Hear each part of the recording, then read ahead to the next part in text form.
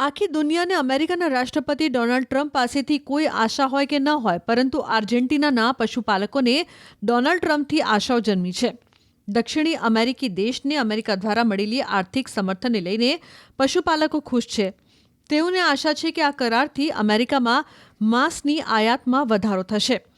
America અને આર્જેન્ટિનાએ સોમવારે $20 અબજ કરાર પર હસ્તાક્ષર કર્યા, જે આર્જેન્ટિનાના આર્થિક બજારને સ્થિર કરવાના ઉદ્દેશથી કરાયો હોવાનું કહેવાઈ રહ્યું છે.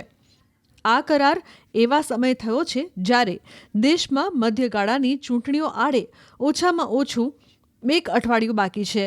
મુખ્ય જાહેરાત સાથે જ ટ્રમ્પે સંકેત આપ્યો કે વોશિંગ્ટન અમેરિકન ગ્રાહકો માટે માંસના ભાવ ઘટાડવાના વ્યાપક પ્રયાસોના ભાગરૂપે આર્જેન્ટાઇન માંસની આયાત શરૂ કરી શકે છે.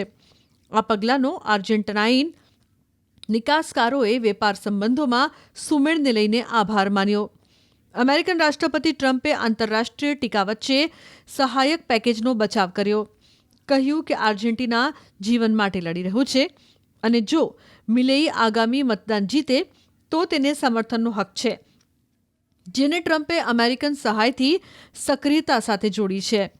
અમેરિકામાં માંસના ભાવ વિવિધ કારણોસર ખૂબ ઊંચા રહ્યા છે, જેમાં વરસાદનો અભાવ અને મેક્સિકોમાંથી ઘટેલી આયાતને કારણભૂત માનવામાં આવી રહ્યા છે. ટ્રમ્પે થોડા દિવસો પહેલા મોંઘવારીને નિયંત્રણમાં રાખવાના તેમના પ્રયાસોના ભાગરૂપે આ મુદ્દાના ઉકેલનું વચન આપ્યું હતું.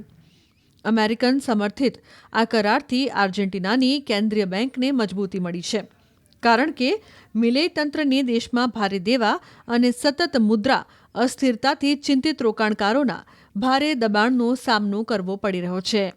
આ જાહેરાત છતાં આર્જેન્ટિનાનું ચલણ સતત બગડી રહ્યું છે.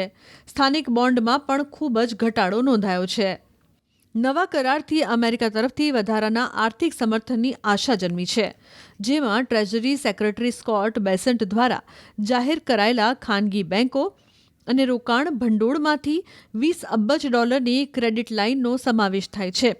આ પેકેજ રાષ્ટ્રપતિ ડોનાલ્ડ ટ્રમ્પની દક્ષિણ અમેરિકી દેશને અને તેમના રાજકીય મિત્ર રાષ્ટ્રપતિ જાવિયર મિલેઈને સહાય કરવાની ઈચ્છા પ્રતિબિંબિત કરે છે, જ્યારે આર્જેન્ટિના મોંઘવારી નિયંત્રિત કરવા અને રોકાણકારોનો વિશ્વાસ પુનઃસ્થાપિત કરવા માટે સંઘર્ષ કરી રહ્યું છે.